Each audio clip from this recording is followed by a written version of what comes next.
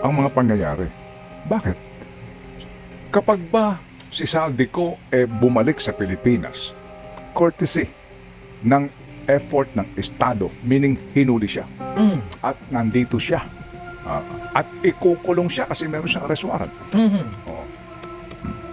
Tingin mo ba si Saldico ay hindi magmumungusok Mm. kung sino-sino ang kanyang kasapakat dito sa skandalo? Nako, pero sa totoo lang, kapag yan ay nahuli at nakulong, babaliktad yan. Dahil, kumbaga tatakutin na ng gobyerno yan. Hawak na nga siya di ba? May mga babala at mga talagang pananakot na gagawin ng gobyerno. Gagawin nila ang lahat, gagawin nila lahat ng makakaya nila para bumaliktad lang si Saldico. Di ba? Kaya hindi lang nila mapabaliktad yan dahil nasa ibang bansa. At hindi lang nila mapatikom yan ng bibig dahil nasa ibang bansa. Ngayon siguro baka kumbaga pantakot kay Saldico kaya hinahayaan muna nila. At patay yung na-issue kumbaga yung mga video niya nakalipas na Wala na siyang bagong video At wala na siyang bagong ibubulgar, di ba? Pero mukhang naipon lang ang mga ebidensya niya at hindi niya pa binubulgar. Kaya tahimik lang. Ngayon, tahimik din sila, yung mga gobyerno.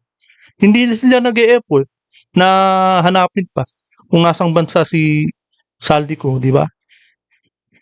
Yan po, no? Mhm. Tuloy po natin. Sagutin mo ako. Hinihintay ko yung sagot mo. Magtuturo siya. Ay, kahit nga lang dun sa mga nilalabas Hindi. niyang video, di ba? Nagsisimula na siyang magturo. Magtututuro siya. Magtuturo. Okay, ngayon mga kapatid, wala na tayong oras. Gusto niyo magtuloy ko ito? Sa Lunes.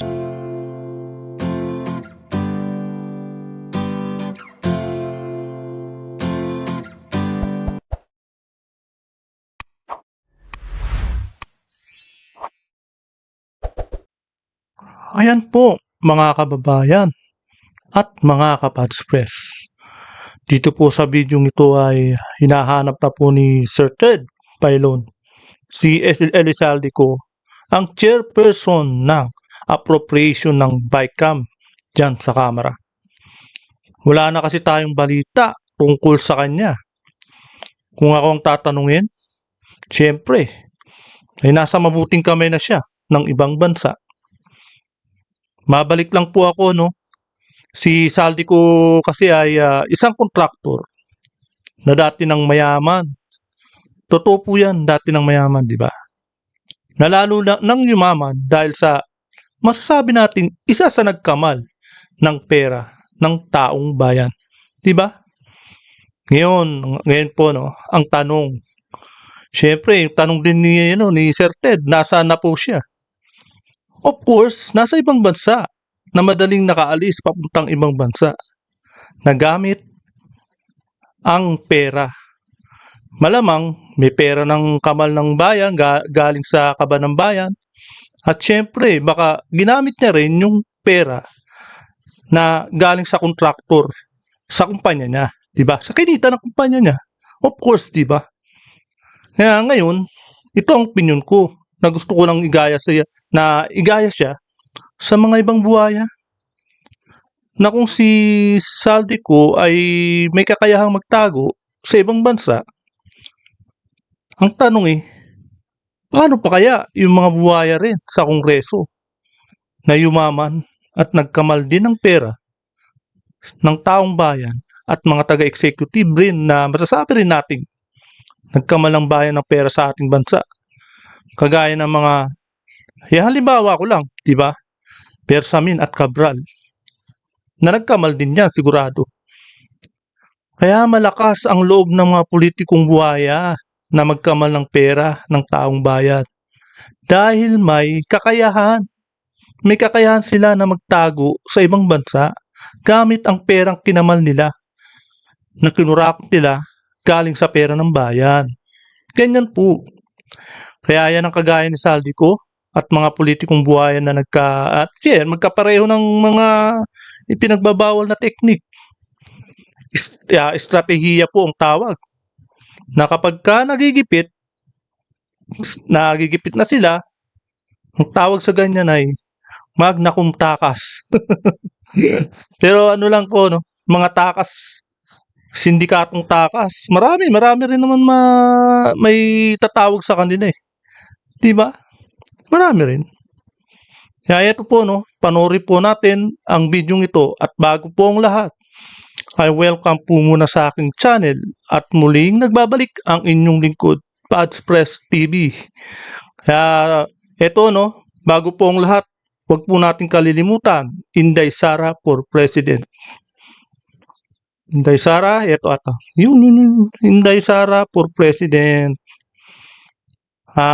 Nag-announce po siya, pero mahaba-haba pang panahon para sa preparation.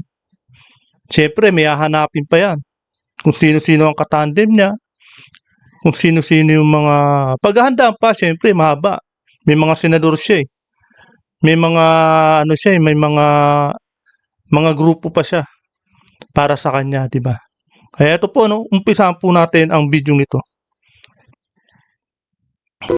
Eh, papapasa sana ako sa iyo eh. Mm.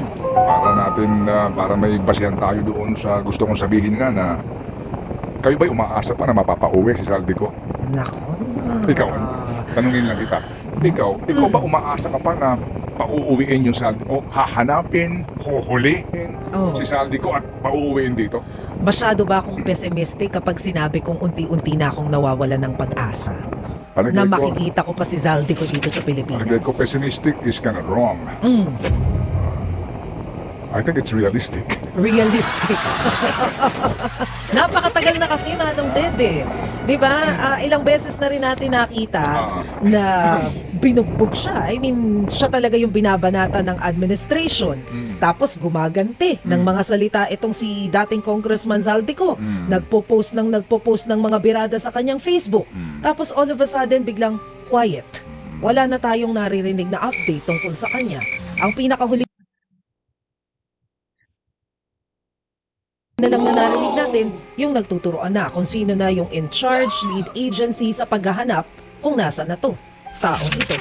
So, yeah, masyado bang, realistic kung sabihin kong medyo nawawalan na ako ng pag-asa. Hindi, kasi nga iba yung pessimistic, parang wala nang pag-asa kasi nga you're losing your hope and faith in the government. Nawawala ka ng tiwala.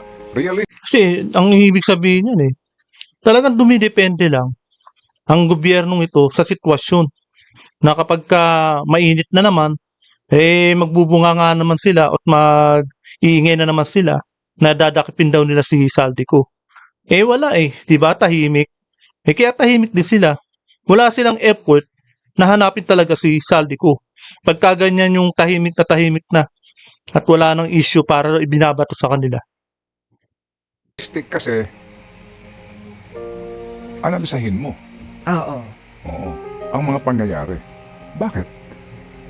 Kapag ba si Saldico bumalik sa Pilipinas, courtesy ng effort ng Estado, meaning hinuli siya, at nandito siya, at ikukulong siya kasi meron siyang arrest warrant. Oo. Tingin mo ba si Saldico ay hindi magmumungusok kung sino-sino ang kanyang kasapakat dito sa skandalo? Nako, pero sa totoo lang, kapag yan ay nahuli at nakulong, babaliktad yan. Dahil, kumbaga tatakutin na ng gobyerno yan. Hawak na nga siya di ba? May mga babala at mga talagang pananakot na gagawin ng gobyerno. Gagawin nila lahat ng lahat ng makakaya nila para bumaliktad lang si Saldico. Di ba? Kaya hindi lang nila mapabaliktad yan dahil nasa ibang bansa. At hindi lang nila mapatikom yan ng bibig dahil nasa ibang bansa.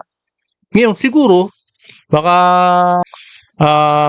kumbaga, pantakot kay Saldico, kaya hinahayaan muna nila.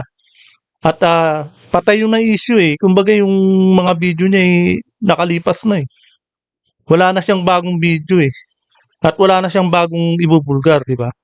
Pero mukhang naipon lang ang mga ebidensya niya at hindi niya pa binubulgar. Kaya tahimik lang. Ngayon, tahimik din sila, yung mga gobyerno.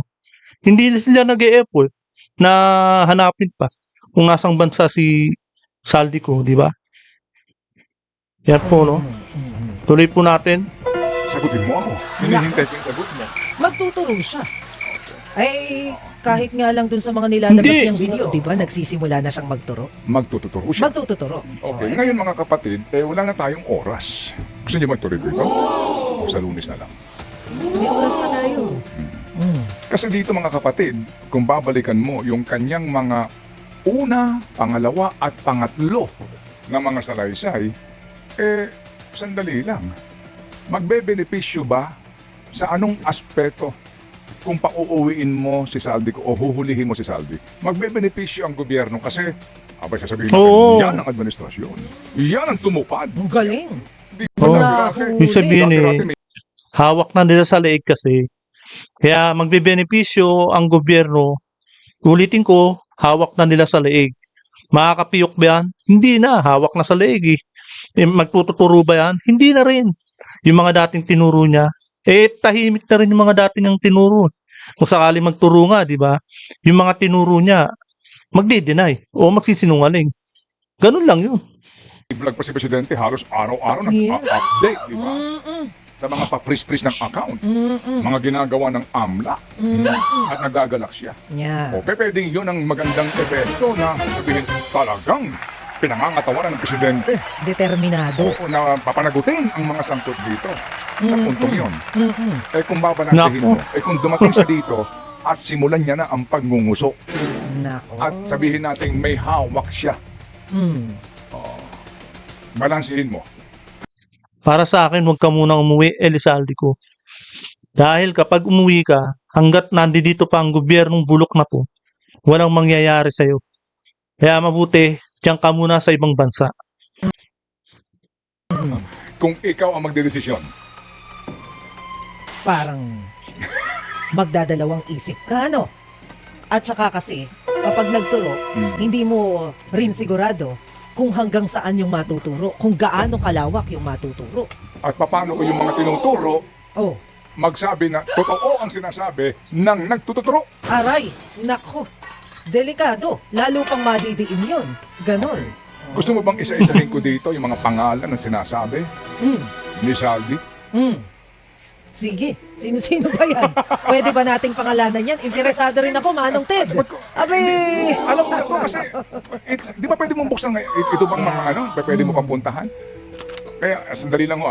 Anyway, it's now 9:39 in the morning. Sel, magpakatotoo po tayo dito. Mag-isip-isip po tayo dito. Kaya nga sabi ko, gusto na po namin baguhin na itong t-shirt na to eh.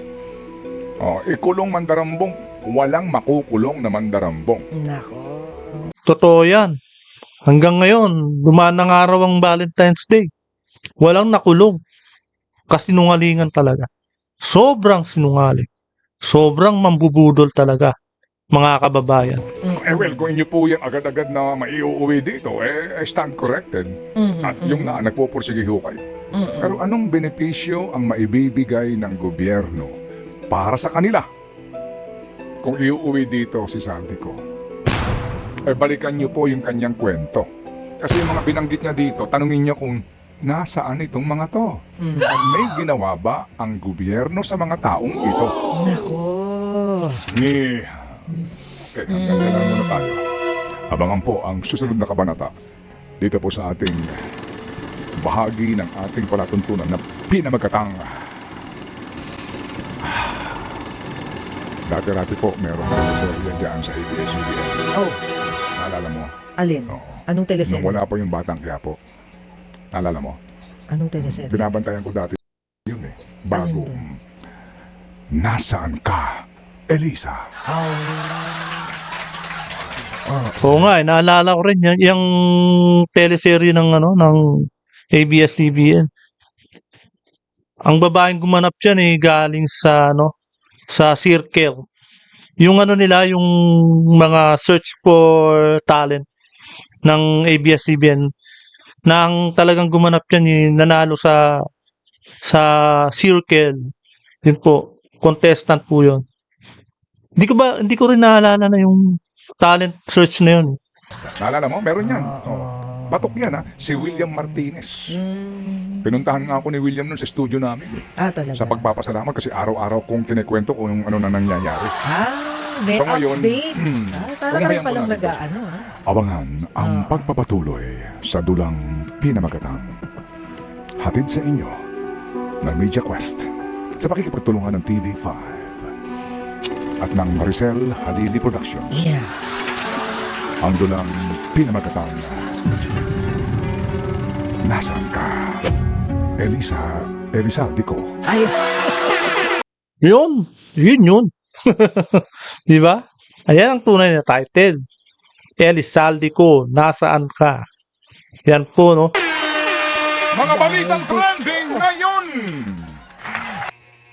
Ayan po, no? Dito po sa video ito, magsasalita po ang congressman ng Maynila na hindi naman po legit. Sa totoo lang, hindi rin po nanalo to. Hindi po nanalo tong congressman na to.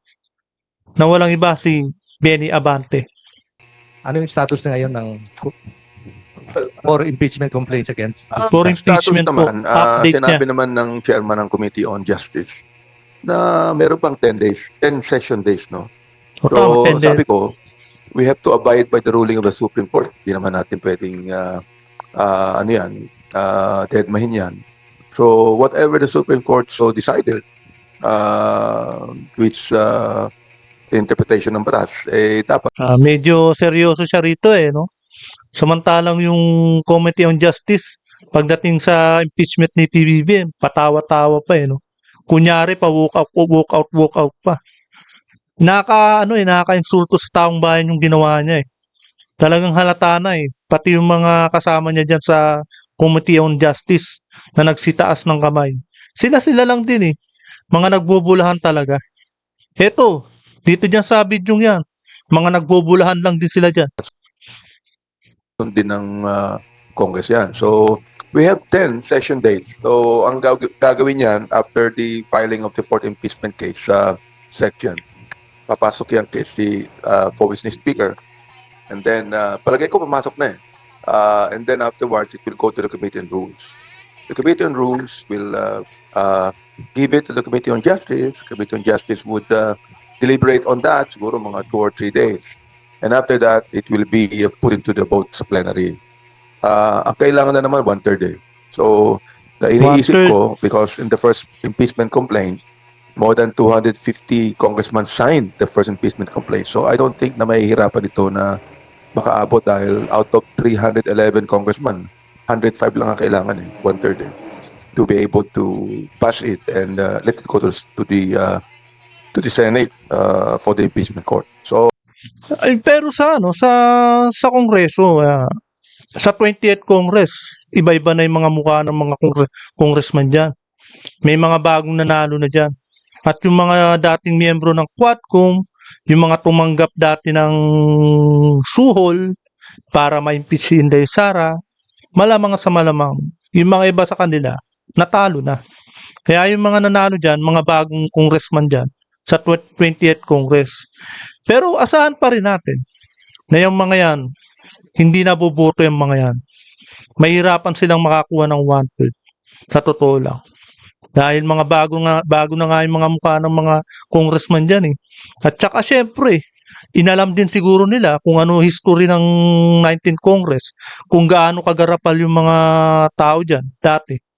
Yung mga nawala na dyan. Ito lang si Benny Abante, nakalusot lang talaga to Dahil sa COMELEC chairman Talagang pinursyo siya na maging congressman. Nakahanap kasi ng butas sa kalaban niya. Pero hindi pa sinunod, hindi talaga sinunod yung batas ng Supreme Court.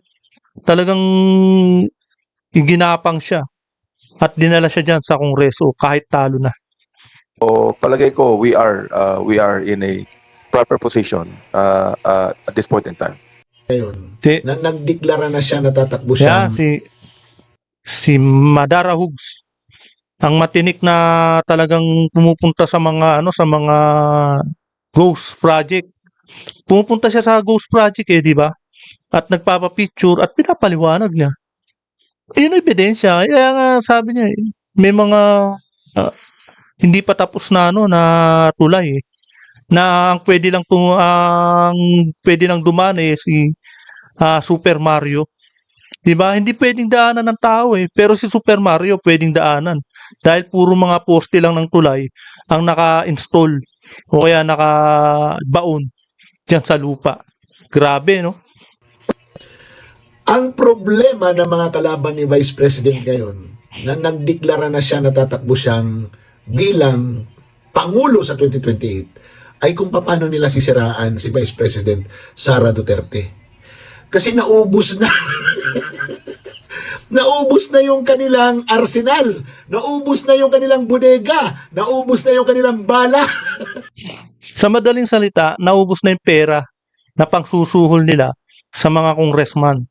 Na talagang iyon ang bala nila Iyon naman, maliwanag naman. Kahit na hindi nasabihin nito ni Madarahug. Diba? Kumbaga lugi. Lahat ng paninira na ibato na nila. Wala nang bago. At wala nang naniniwala. Kaya, nako po, nervyos. Sabi pa sa Ilocano, agtagargar. Agoy, makurog na, siringan mga waray. Naku po, anong mangyayari ngayon?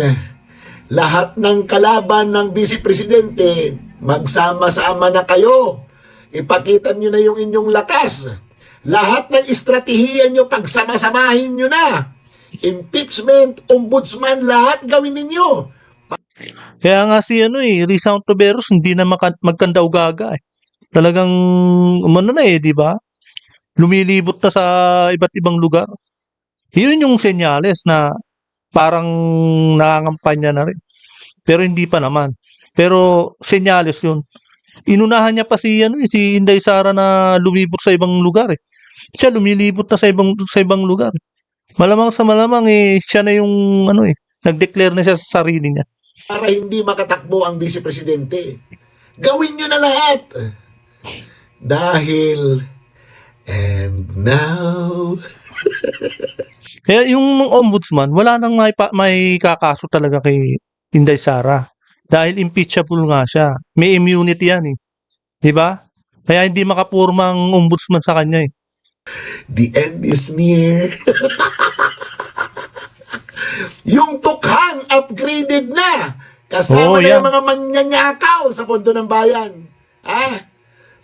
Ano kaya kung magkaroon ng tukhang para sa mga magnanakaw? No? Sana man laban kayong mga Tukhang tapos magnanakaw, naglandaban. Nangaasar lang si Madarahog pero galing ito sa kanyang puso. Bakit? Ramdam na ramdam ko ang pulso ng taong bayan. Ramdam na ramdam ko yung damdamin nyo ngayon. Lahat kayo gusto 2028 na ngayon nang matapos na ang hirap ng mga Pilipino. O paano? Bayot! Sayang ang bayot! Marami na talaga ang Yun, eto na Maraming salamat po At napakinggan po natin ang bawat boses at mga pahayag nito ni Kated Pailon at itong ni Madarahug. At etong peking congressman na to. Grabe. Kaya hanggang dito na lamang po. At kung hindi ka pa nakapag-subscribe, please subscribe my channel para lagi kang updated sa bawat upload ko. Maraming salamat po.